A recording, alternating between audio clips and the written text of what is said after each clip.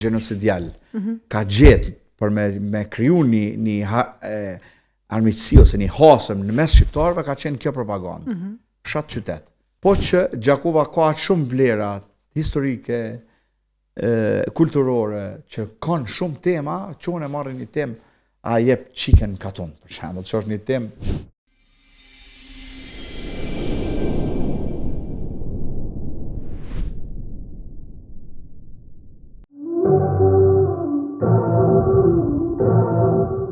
Është shumë kënaqësi për mua me pas një bashkëvend sot, Edi Kastrati.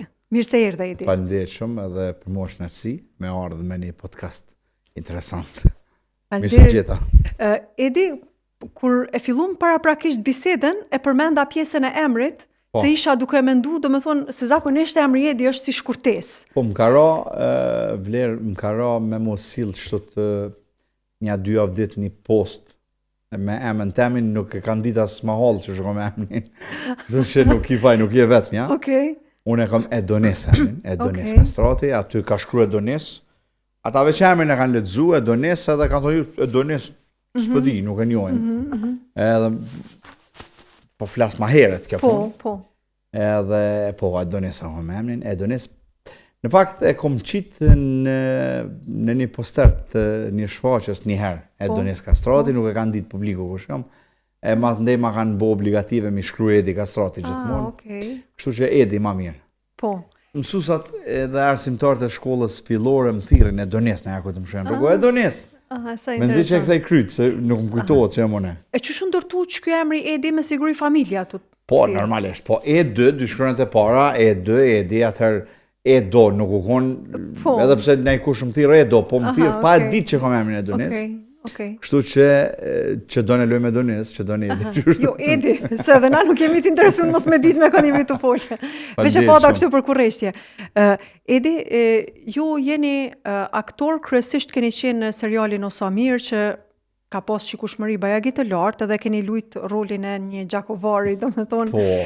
Qysh, po njëkohësisht jeni domethënë aktor në teatrin e qytetit Gjakovës. Që Gjakovën e dim, më thonë që është një vend që pjesën e teatrit e ka tradit të vjetër, që edhe qysh është për ty, dalim të teatri Gjakovës. Mirë po kësha dash me nis me këtë pjesën e luajtjes së rolit të gjakovarit për ty. A është e vështirë, apo ma lehtë ki me luajt një rol një vendi tjetër? Jo, në fakt, në vlerë, këtë rolët e kanë vështirësinë e vetë, kuptohet. Edhe roli i Arbënar Ramabajës që kom pas tek seriali Osamir, normalisht që nuk ka qenë i lehtë, as pak, sepse nuk ka të bëjë as pak me mu, është një personalitet tjetër, është një personazh tjetër, edhe përveç se biografia që na ka lidh bashkë demek si dy njerëz të qytetit të Gjakovës, kur gjë tjetër përbashkët me atë personazh nuk kam, absolutisht. Kështu që çdo rol që niset më bo, e ka vështirësinë e vet, se duhet personazhit duhesh më zhvesh prej vetvetes, edhe duhesh më vesh petkun ose shpirtin e një tjetër njerit.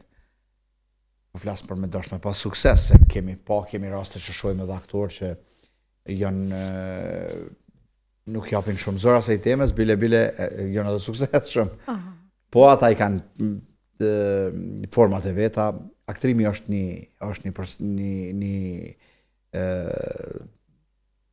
thjesht është një drejtim, është një profesion i cili nuk është ma tepër se profesion, është thjesht një profesion, megjithatë është një profesion që kërkon shpirt dhe që kërkon përkushtim të madh. E për me bo një përkushtim të madh, normalisht që secili rol e ka procesin e vet, kërkon një proces, por mos me pas kuptohet dështim. Po, a ke pas gjithmonë ëndër aktrimin si fëmijë se?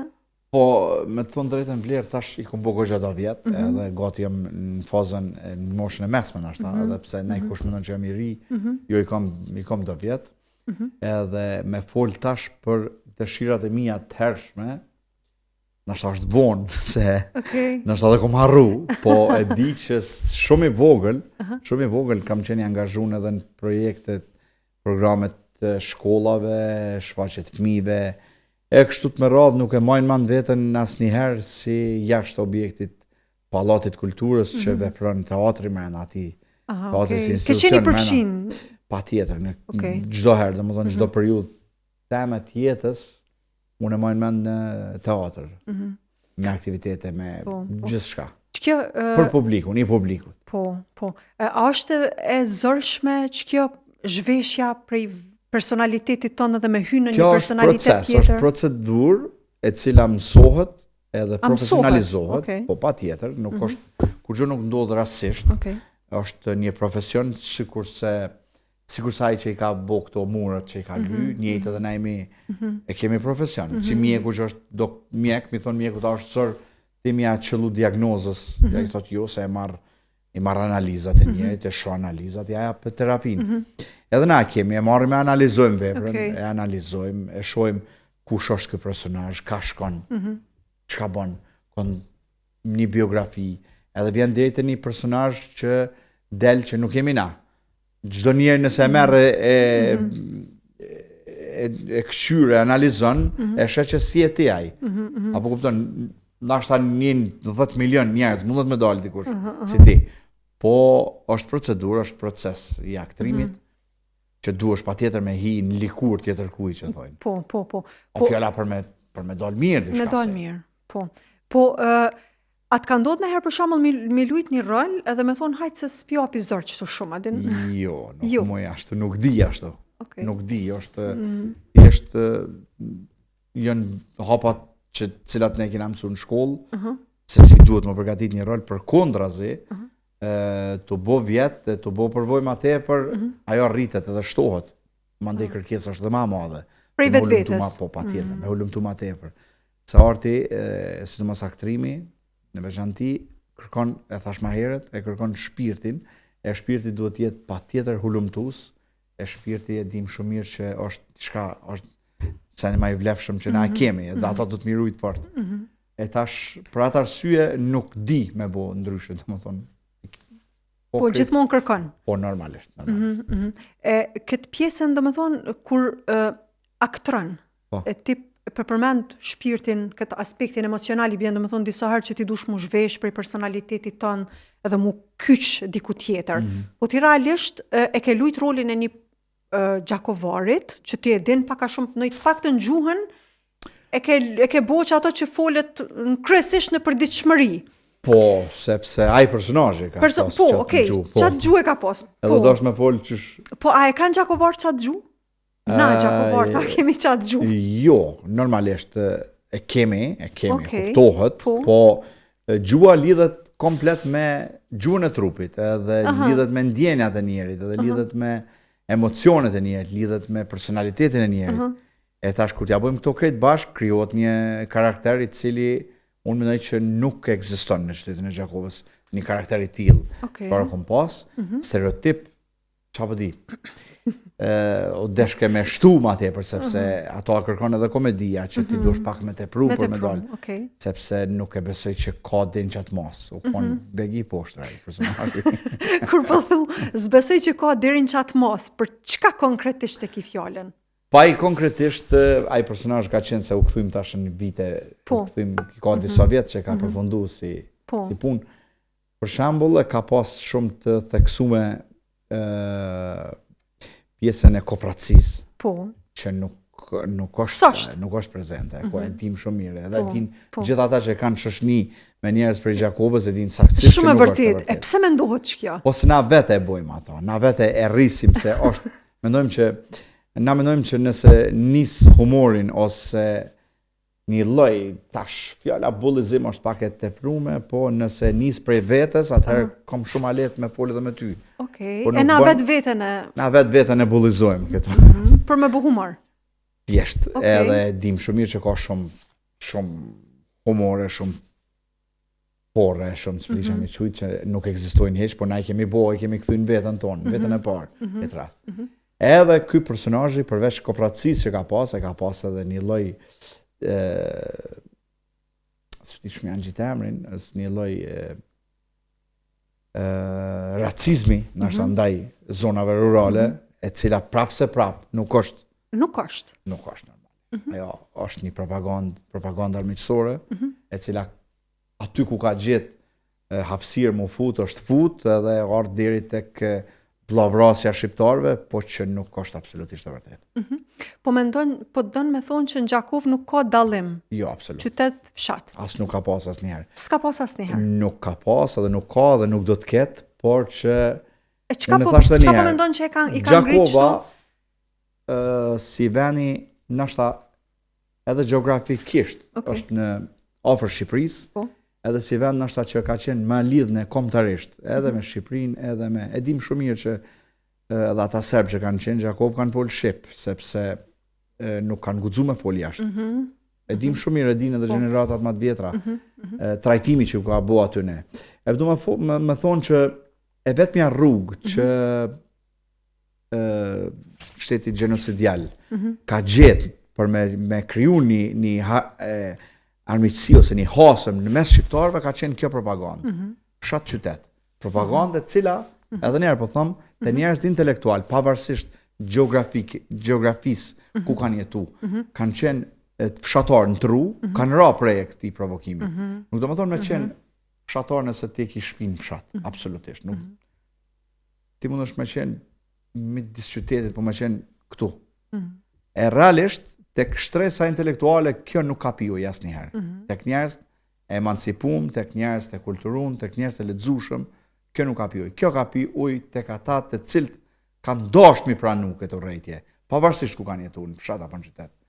Kanë dashur mi pranu këtë lloj urrëtie ndaj shqiptarëve dhe ka qenë vetmja rrugë për me i fut shqiptarët në përçamje.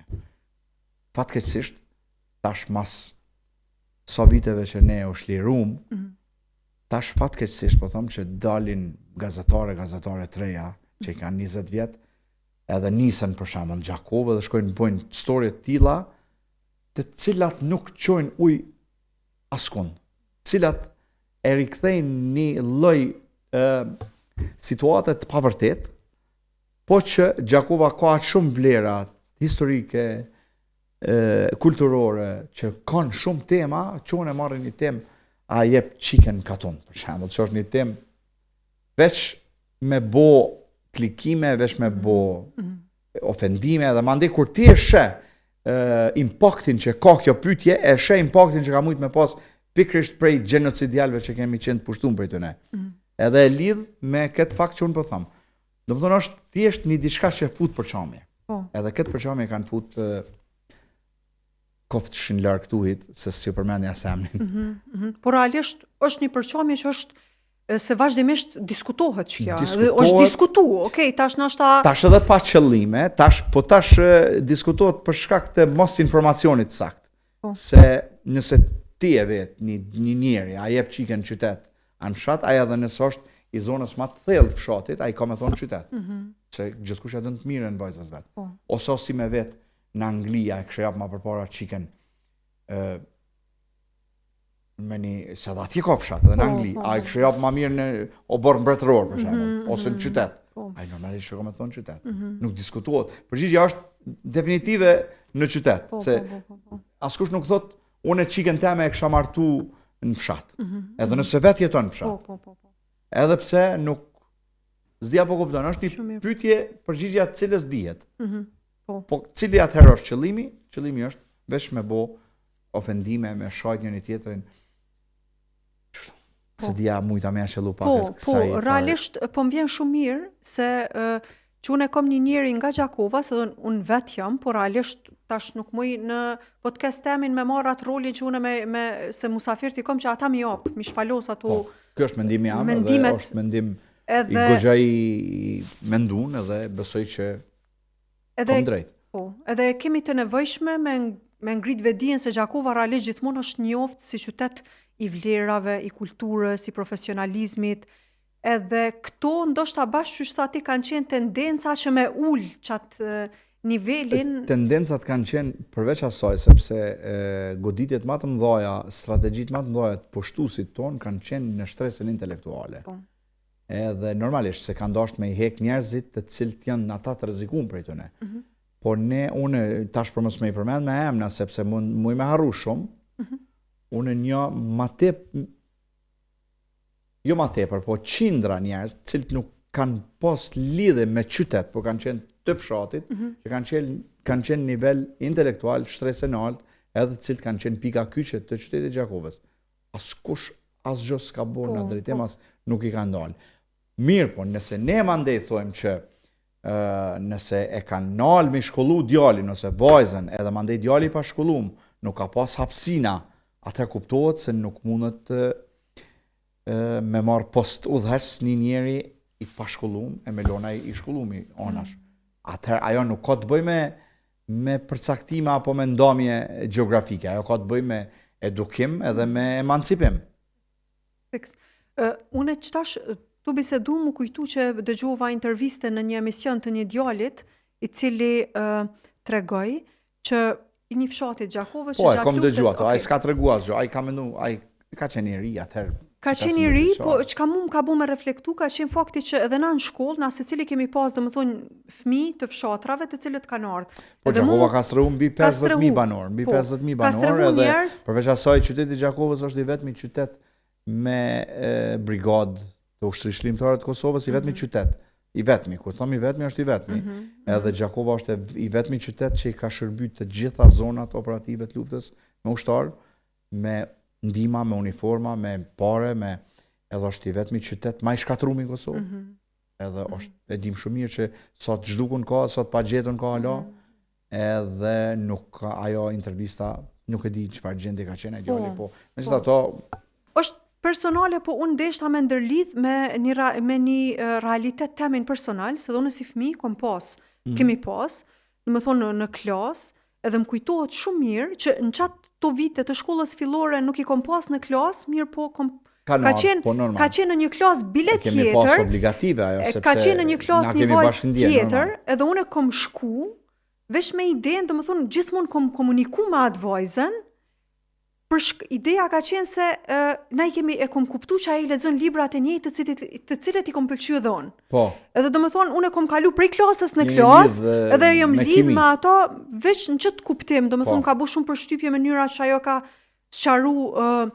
Keni pas njëjtat ide. Po.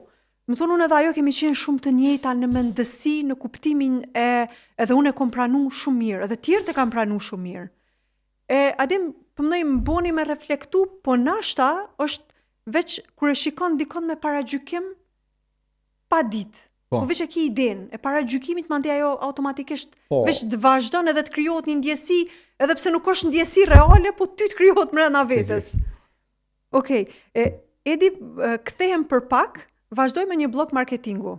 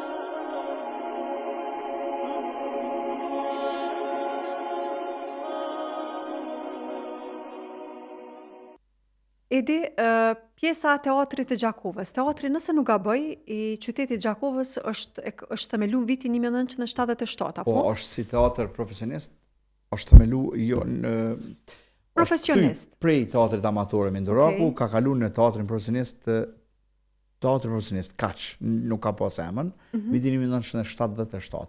E mandej me kalimin e kohës ka ndryshu, ka kalu teatri, ka hek shumë, ka kalu në për shumë periudha, deri tek periudha tanishme që është gjithçka në rregull. Po. Angazhimet e juja, do të thonë është aktiv teatri i Gjakovës, ju jeni aktorat, ju kom pa që edhe jam aktor rezident teatrin e qytetit, edhe normalisht që kam angazhimet përpas angazhimeve edhe jashtë teatrit që kam, edhe normalisht teatrin e kam prioritet, e kam primar. Po, çka dallon me qenë pjesë e teatrit edhe pjesë e televizionit ose një transmetimi, do të thonë një serialit, që teatrin e ki live njerëz të shiku për dallim prej xhirimeve? Teatri është i gjallë edhe teatri ndodh, gjithmonë ndodh. Sa shkon ndodh. Tash na për shembull jemi para kamerës, na kena mundësi munal edhe një herë mi kthy për fillimit. Në teatr nuk ka edhe një herë. Teatri është gjithmonë i gjallë. Edhe teatri ka një lloj magjie të cilën nuk mundesh me e marr prej askujt tjetër. Është thjesht magjia teatrore të cilën as ChatGPT as ka mujt të zaventsu. Nëse veç fillon. A keni diskutu ju si aktor që të pjesën e teatrit me do programera që i kom pas podcast edhe të cilët mendojnë që gjithçka ChatGPT ka me Jo, aty në programerave i bën të fala shumë, prej meje nuk mundet ChatGPT-a sepse është e krijuar prej njerit. E na jemi të krijuar prej një fuqisë më të madhe, prej Zotit. Edhe nuk mundet ChatGPT-a më ushti me Zotin absolutisht, nuk diskutohet. Plus asaj ChatGPT-a furnizohet prej nesh me informacionet që na japim. E ka kohën e vet, sikurse gazeta kur ka dalë që ka pas kohën e vet, kompjuteri, telefoni, edhe ChatGPT-a ka kohën e vet. Nuk mundet me zaventsu shpirtin absolut asnjëherë. Mundet me zaventsu do teknika, do gjona, prap mendimin ton. Nëse na nalemi, ajo nalet. Po, fiks. E ke pa nëse nuk din me komuniku me ChatGPT-n, ajo nuk zaventson ty. Unë qëtash muj me imi abo 200 pyetje pa vërteta edhe mi bo këtë lamë ChatGPT-n. Shumë e vërtet. Bile mdodh nga njerë, për lana me ta. Për një ma? Po kur jam vetëm, kam qep mu shtyka pak, shtyna. Edhe ja dy herë i thëmë, s'është që shpothu, s'është e vërtet, edhe mandej bëhet nervoz, se i kapem, për lahëm. Shumë interesant se kur nuk e pas nga përmushtu. Unë e për lahën, po me ta. Ma mirë më për lahën me ta se me ne i konë të shpi. Ani, ku ka zhvendosje shumë e mirë, zhvendosje, energjisë. E hek të keqen. Po ChatGPT api neutralizon, so shumë neutralizu si mirë. Mundohet mi neutralizu, po unë e insistoj. Insistoj se nuk e lo. Shumë interesant. E diat ka ndodhur ndonjëherë në teatr, për shembull, me pas rolin, tash ju normal që ushtroni paraprakisht, i keni ato provat e juja, me harru një pjesë, një tekst, një diçka? Ndodh, vlerë për faktin se jemi tash dinamika jetës, ndrojnë senet, dëshira për memëri ma tepër, nashta mos arritja e plotësimit krejt kërkesave, krejt nevojave, njeri po ka domosdoshmërisht nevoj për me punu edhe punë tjera, për më hap pakës, me mendu edhe ajo ndikon me truni ka pakës kur është i shpërshëndru edhe normalisht ka raste, për shembull në një rast familje, në një smundje, në një varsisht edhe sepse është live, thash është direkt, ajo ndodh, çdo ndodh. Edhe ka raste kur të bllokohet komplet edhe po nëse veç kishim qenë pak këto probleme nuk di qysh kishim me lujt. Kështu që ma mirë. Po, se që ato emocione që na krijohen që juve, si aktor, ju krijohen. Mu më ka ndodhë personalisht, jashtë teatrit nashta ju zhvillojnë si njerëz dhe mandej nashta edhe në performanca me qenë ma. Mu më ka ndodhë vlerë me mu nalë komplet. Edhe çka ka një emën kjo s'më kujtohet, ti me psikologji do shmi ditë. Po. E ka një emën, po tash mos të gaboj se njerëz qonë me marrin ata ma këpusin intervistën, të thonë që ka bo kërë pol. Po? So bo gëgja rrezik tash, që i marrin intervistat, pi këpusin edhe pi japin konotacion tjetër. Kemi me dalë edhe te klikimet. Po. Edhe, mandej qysh vazhdova? Mandej vazhdova, ndihmoj, kemi raste kur na ndihmojnë për shembull tjerë për jashtë, edhe dyn vesh një diçka dhe kthehet truni edhe një herë është. Shumë interesant. Truni më i mirë se ChatGPT. Prap se prap. Gjithmonë. Ide i përmend në klikim, përmendoj e diskutove punën edhe më herët edhe të klikimeve, po përmend tash ata që të kputjen e pjesëve të intervistës që realisht po e vështirëson shumë përgjigjen të shumë njerëzve në ftesa në media, për shkak se është një frikë. Kjo fatkeqësia më e madhe është kur ndodh prej vetë mediumit që të fton. Për shembull, mua nuk më ka ndodhur hala. Sepse unë edhe foli si ngjit, kom qef mos më pas hapsin. Atë këta montazhera duan më ditë më mirë se kur ja lën gati ai tak kap dika. Aha, okay. Po ja kem mësuar që ja kam mësuar pak këto mos milon hapsina, kështu që nëse mundoj me ma bo nuk mundi, e di që s'ma boni, po bëj gore, po. E fatkeqësia është kur ndodh prej mediumit që e fton musafirin për shembull, dhe vetë mediumi i shkput copza dhe njënën mes i dikun e çet një vetë sa për me fut ajo mu fut në algoritëm nashta, s'po di as vetë në çka më thon, se tash mos mundona me ja çellu për këto temat. Po megjithatë po shihet që po ka raste kur po krijohet një lloj acarimi i njerëzve, ofendime, shamje, tash nuk po kursejnë njerëz vlerë. Dikur para sa viteve, dikush që ofendoj ke shajke ish me profil falc. Tash po hin njeri me fëmije, me gru në foto, po hin për shan. Adin o bo një farloj, është marrja, as di as vetë qa me thonë. Adin hin njeri shan, e ofendon e... Çka po mendon që na ka sjell kështu? Keq kuptimet e lirisë së shprehjes. Nuk do më thonë liria shprehjes e liria ofendimit dallojnë shumë. Ti nuk ki drejt ti me ofendu njerëz, as me përmend emra, ta skujt. Jo, ti po ma mohon mu lirinë e shprehjes. Jo, liria shprehjes është këtë diçka tjetër. Edhe kjo. Besoj unë. Plus asaj njerëz edhe e kanë marrë do tendenca me mu bo krit punë, apo kupton. Domethënë lirisht edhe pse na kena kry shkollë për aktrim, kena përvojë mbi 20 vjeçare, 25 vjet na shtan skenë, edhe është i gatshëm dikush me një TikTok mu bo si ti për shembull. Thot edhe unë e bëj çfarë bën ti. Adin. Është një lloj guximi, është se di as vet çush me çujt, po thjesht i shohim edhe këto që bojnë këto lloj reklama, cenet, i shohim që din bën për njerëzve të cili shumë thjesht ta bën anti-reklam të produktit. Adin. Jo butika, sene, gjithçka domethënë një njerë do mi bëj 500 reklama. E që adin që është në fakt nuk mundet mi bo, e bën po i bën keq, apo kupton.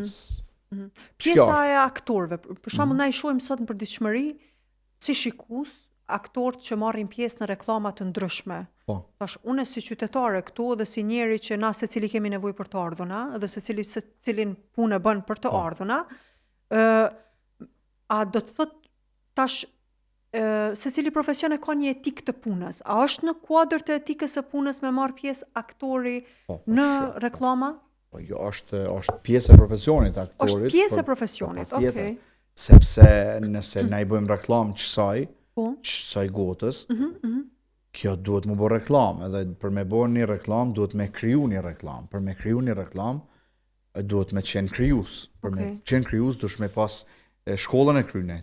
Dramaturg ose regjisor ose aktor ose nuk mund është ti prej kur shkafit me bëni reklam të tullave për shembull. Sepse e bën keq, apo kupton ti e bën anti-reklam, e bën unë me qëllim nuk shkoj me blenë se shoh tu bëni për shembull. Edhe normalisht që na edhe mësojmë edhe gjatë shkollimit e kemi pjesën e reklamave, mësojmë edhe ç'është duhen më bë reklama. Mandej vjen edhe në shprehje reputacioni njerit. Se për shembull janë disa njerëz të cilët edhe me ta falat produkti nuk e merr. Sepse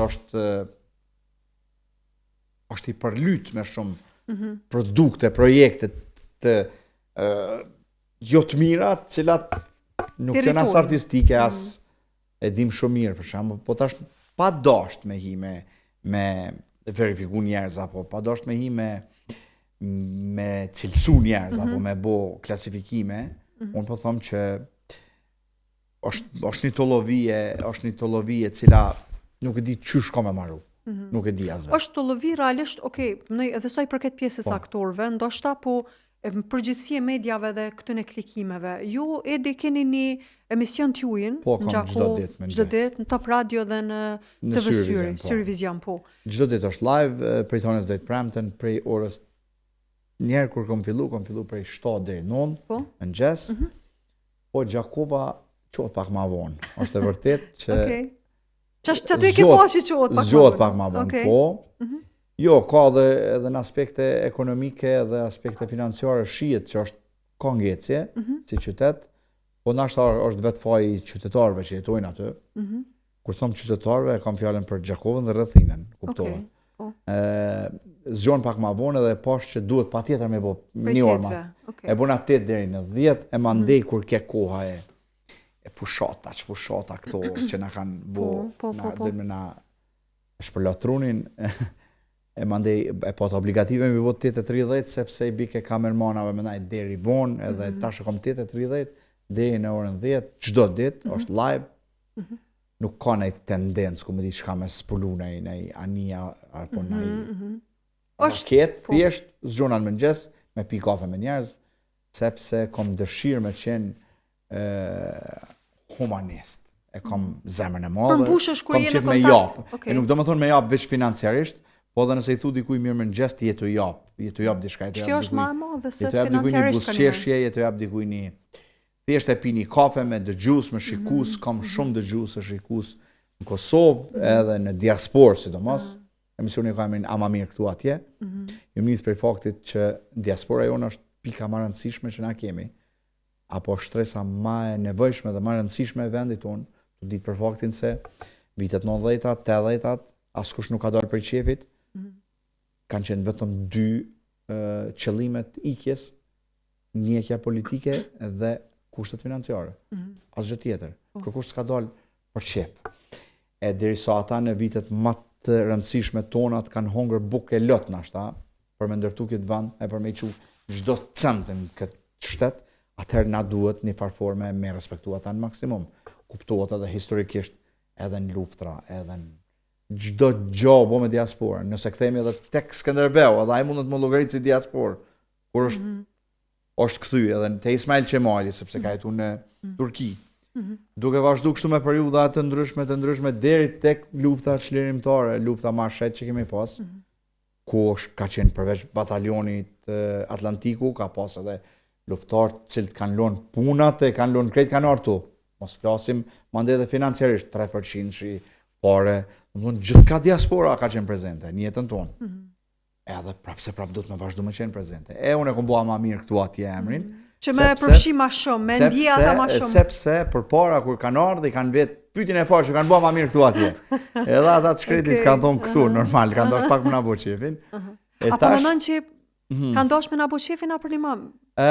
Emocionalisht këtu ma mirë, normalisht, po atëherë ka qenë ato vitet që nuk është diskutu Evropa me Kosovën, pa dyshim. Po megjithato prapse qëndroj që thonë është ajo fjala ma mirë është mjalta e balta në vendin tonë se mjalta në vendin e huj. Kështu që e kom bo këtë emision, thjesht për me tregu që edhe jeta në Kosovë është jashtëzakonisht e mirë, edhe për ata që tash tentojnë me dalë jashtë, me tregu që nëse japin krejt kapacitetin e vetë në vendin tonë, e ndërtojnë vendin tonë, kanë me pas një jetë shumë atë mirë se me shku në diasporë. Se përndohet hina pak si fell. Jo, mirë shumë, për diasporën përmënoj realisht e kemi të nevojshme. Se kom pas rastin me pas edhe në epizodet e podcastit, do me thonë njerëz nga atje dhe cilët me shumë shpirt flasin për Kosovën edhe për qefin që e kanë me kontribu. O shtresa ma dëmtumja. Për faktin se edhe fëmijët e vetë, të cilët kanë lindë atje, po kanë edhe bullizime kur i përgjithë. So shumë kanë sakrifiku me majtë. Unë e di, do me thonë histori që i kanë do këtu, so shumë kështu që tash ata kanë betë edhe atje nuk janë, atje janë të huj, po kur i dëgjoj disa të thonë këtu janë të huj, këtu s'kanë çka lypin, ajo është fatkeqësi. Edia mendon që Gjakova është në mirë në kuptimin e mirëqenjes në vendin ku Gjakova është desht duhet me qenë, do me thonë si qytetar të cilët gjithmonë janë diskutu si vendi ma i ngritun, do në gjithmonë e ka pas një zotë të mirë, edhe realisht kushdo që dëgjon që je prej Gjakovës është një autoritet në thojza nëse mëj me thonë, për shkak se kanë konsiderat pavarësisht aty në etiketimeve tërthorazi. Me thonë drejten, mirëqenja njerëzore, apo sociale, ekonomike, apo s'pëdi e pate fjallën për qëta. Në përgjithsi, mirëqenja Kosovë është të lë për të dëshiruar, sepse dim që kemi probleme shumë të mëdha. Edhe Gjakova si pjesë e Kosovës, kuptohet, e dim shumë mirë që rruga për me shku tash për shembull në Gjakovë, e dim shumë mirë çfarë gjendje është. Edhe atë gjendje e kalon dikush. Kush e kalon? E kalon ata njerëz të cilët kanë ra prej provokimeve të propagandave armiqësore, siç i theka më herët, se Gjakova dhe Meki ka pas më të mira me Gjakovë, se ka qenë e zhvilluar në kohën e atëhershme, që e cila gjë nuk është edhe aq e vërtet, mujnë me u bazu në disa prodhimtari që kanë qenë në Gjakovë, por që ato kanë qëllu me qenë në Gjakovë, domethënë nuk është e tash. A ka qenë në lonën mas dorës? Patyshim që po. Tash e sa vite mas luftës, e dim shumë mirë që rruga nuk është bo. 3 daljet e qytetit, asnjënën tash është ndreq njëna prej daljeve, për Pej, për shembull, është ndreq pak, shumë pak. Për Prizren e ki qysh para luftës. Për Prishtinë e ki mo dijet ajo rrugë që 27 vite në ato fol. Vilun kanë herë bëja i gore, thëmë ku ndreqet rruga s'di për shka doj me fol. Kanë më shukat njerëz. Po është Gjakova si qytet është Ilonën mas dorës. Ajo e thot çdo njeri, edhe nëse vjen për herë të parë në qytetin e Gjakovës, është që këtu diçka nuk ka në rregull. A të pengon e diçka? Por njerëz të e komentojnë në çet formë, se realisht mu personalisht më pengon. Kur shkon dikush edhe thot shumë zëm, e rëndësishme është që Kosova si vend, si shtet, ka shumë të arrituna falë qytetit Gjakovës. Kjo është shumë e rëndësishme. Tu nis prej universitetit, për shembull. Universiteteve, tu nis prej shkollimit në zona të thella rurale të Kosovës, e dim shumë mirë që ka mësuese prej Gjakovës që kanë ecë nga 30 kilometra dhe në kom, nëse ka pas nevojë, me shku me eduku, me kriju klasë. Edhe pa pagesë. Edhe pa pagesë. E dim shumë mirë që Gjakova është prezente në krimin e abetarës, unifikume që është Kosovë-Shqipëni, kriju ajo që e ka bo, domethënë Saranda është prej Gjakovës. E dim shumë mirë që Gjakova është kontribut veçantë ka jap në luftën për liri, në burgosin e njerëzve, në edukimin e njerëzve. Kjo është shumë rëndësishme që e di çka ka kontribuar Gjakova për Kosovën. A ju ka kthy e njëjta? Jo, nuk ju ka kthy. A do t'i kthehet? Po besoj që koha tregon vetën edhe uroj që të kthehet. Po kjo është një realitet. Po realiteti për momentin, me shpresë që inshallah përmirësohet. Që ka thonë njoni Katragjyshi e ka i shpas vetë babën e vetë, a ka mu bo mirë edhe i ka thonë bohet mirë. Katragjyshi babën e vetë, që i bjen në halo të prit. Në edhe një 7-8 gjenerata mas Katragjyshi.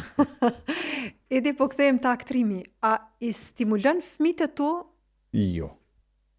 Jo, aktrimi është një profesion i cili nëse ta jep dhuntin i madhi Zot, nuk mundet askush me ta nal. Nëse Zoti nuk ta jep dhuntin ose talentin, këtë bota më qu nuk mund me ta jap. Kështu që nëse ata veç e kanë, unë s'muj m'ju nal. Po, okay. E nëse ata nuk e kanë, unë nuk muj m'ju bo me zër. Edhe pse të dy djemët kanë marrë pjesë në shumë filmat, gjana interesante, bile djali vogël edhe në teatr, ka luajt një rol jashtëzakonisht mirë. Po unë veç i lo, me rrjedh. Okay. Se nëse veç janë për këtë punë... Nuk i nxit ti vetë pa i... Jo, absolutisht. Nëse unë vetë na normal, unë si kisha lonë. Çka po të shtyn me thonë si kisha lonë? Si kisha lonë, sepse nuk vyn shumë punë, shumë mund i madh. Shumë punë, shumë mund i madh për me arrit, për me jetu për këtij profesionit. E sidomos tash kur jemi to pa që gjithkush po mendon që mundet më bo aktor, mundet më bo. Kështu që ja luajm Zotit. Po. Edi, disa herë përmende Zotin. A muj me ditë relacionin ton me besimin? Ma të mirë në botë kam une. Mu Zotin më donë shumë, edhe më ka dëshmu me qindra herë, sepse si çdo njeri që gabon edhe unë gaboj shumë shpesh, edhe të vetëmen rrugë kom që aty, të vetëmen kërkes, të vetëmen lutje, edhe të vetëmen ndihmë e marrë veç për që aty. Do më thonë mu, asë një herë nuk më ka dështu, asë nuk më ka shgënjë, asë nuk më ka dëshpru. Lutja dhe Zoti. Do më thonë, unë e kom me mija dëshmi që Zoti është më dënë shumë. Kështu që edhe unë e du shumë, edhe kemi lidhen shumë të mirë. edhe jam shumë i lumtur që është kjo lidhje dhe jam shumë i gëzuar. Bile zakonisht unë ka shumë raste që jam vetëm, në kerr jam vetëm. Edhe dyqysh nina shumë i lumtur që jam me Zotin. Edhe komunikoj. Nuk ma kthem përgjigjen, kuptohet, po ma kthem përgjigjen me gjëra të mira. Edhe pse gaboj shpesh, gaboj shumë, sepse na jena të gabushëm, jena të krijuar me gabu. Gaboj shumë, po dyqysh më fal prap. E din që e keni derë, është shumë ngushëlluese që ke për nesi njerëz. Ma ka dëshmu me qindra herë, me qindra herë. Edhe nuk normalisht që kjo temë është e madhe shumë edhe duhet na shtanë ditë tjetër për fol për këtë. Po realisht është shumë e mirë kur na e dijmë që çu ti gabojmë, edhe e din që e keni derë nashta që disa tema i ki shumë të vetmen, po. Që ti e din që kërkojmë ndihmë dhe falje. Veç ato ndihmë dhe falje. Po. Do të thonë njëri i kërkon ai kujt falje për shembull, një herë, dy herë, herën e tretë ai nuk merret me ty. Zotit i me mia herë ai apet ta bën, apet fal. 100.000 herë ka bën apet fal. Domethënë të fal se nuk e don. Adem, si më thon. Po, shumë e vërtet. Edhe shoqër që nuk jemi të mvarrën prej njëri tjetrit në kuptimin e faljes ose edhe për ndihmës. Po. Ndihmë dikush ndihmon një herë, dy herë, po tretën herë veç ta lëp me a kthy atë ndihmë. I vetmi Zoti është që s'lëp kur gjë. Po. Mi kthy përveç. Edi unë shumë kalova mirë, shpresoj që edhe ti ke kaluar mirë, se më kanë njoftuar që kohën kemi përfunduar. Për ftesën, unë ndjeva mirë, normalisht që është bashkëbisedim. Tur është shumë sukses edhe po besoj që këto që ai fola nuk kam gabu diçka, nëse kam gabu diçka i kërkoj falje juve mas pari, mandej publikut, shikuesve, sepse na jetojmë edhe rënojmë edhe na punojmë për ta dhe janë respektin e kanë maksimum. Normalisht thash më herë që na gabojmë, ku mund të gabu edhe në këtë emision, kështu që çu çdo koft. Jo, gjithçka ka shumë e mirë për mua, besoj që edhe për shikuesit. Për shkak se unë edhe paraprakisht thash që po kom qef me fol, specifikisht edhe për Gjakovën, se nashta Gjakova ka shumë me fol, kështu që na mundu me prek disa pika. Mi prek disa pika, domethënë që unë mund dje e përmbushun kuptimin e çasoj që po ta dëshirë me nxjerr në pa. Faleminderit shumë për ftesën. Faleminderit shumë që ke edhe ti. Mirupafshim në episodin e radhës.